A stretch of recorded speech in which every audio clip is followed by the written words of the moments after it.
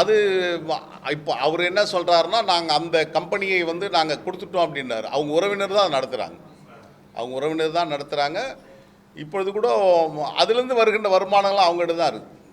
அது கோடிக்கணக்கான வருமானங்கள் வருகிறது. அதனால்தான் இப்போ என் பொருட்டு இப்போ நீங்கள் கேட்டீங்களே அரசியல் நடத்துறதுக்கு எங்கேருந்து பணம் வந்ததுன்னு இப்போ நீங்கள் கேட்குற மாதிரி, அவர் காஞ்சிபுரம், நாங்கள் செங்கல்பட்டு மாவட்டத்தில் இருக்கிறோம். செங்கல்பட்டு மாவட்டத்திலேயே எனக்கு தெரிஞ்சு ஒரு 250 கோடி ரூபாய்க்கு அவங்களுக்கு சொத்து இருக்குது. ஹிராநந்தினியில் ஒரு மிகப்பெரிய அடுக்குமாடி குடியிருப்பு, பெரிய நட்சத்திர விடுதி, ஏறக்குறைய அது ஒரு 5 கோடிக்கு மேலே அப்பொழுதே வாங்கியிருக்கிறாங்க. இப்போ அங்கேருந்து 3வது கிலோமீட்டரில் ஒரு பெரிய அரண்மனை, 10 கிரவுண்டில் ஒரு கிரவுண்டு 1.5 கோடி ரூபா.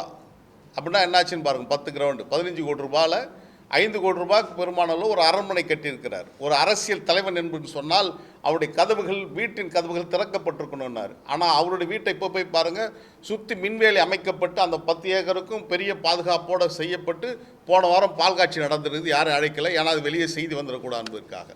எனவே அவர் துறையை பொறுத்தவரையில் இந்த நிலைமையில் தான் அவங்க போயிட்டு இருக்காங்க. அது குறித்து காலம் வரும், பேசுவதற்கு நிறைய இருக்குது. தலைவர் ஐயா மருத்துவர் ஐயா ராமதாஸ் அவர்கள் அதில் சிங்கம் போல எழுந்து நின்னார்.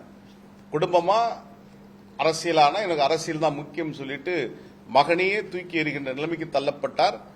அவர் தன்னுடைய மகன் அன்புமணி, டாக்டர் மருத்துவர் அன்புமணி அவர்களை அழைத்து வந்ததற்கு வருத்தப்பட்டதை போன்று நிச்சயம் ஒரு நாள் தலைவர் வைகோ அவர்களும் தன் மகன் அரசியல் வந்தது குறித்து வருத்தப்படுவார் என்பது கால கல்வெட்டாக இந்த மண்ணில் பதியும் என்பதை எழுதிக் கொள்ளுங்கள்.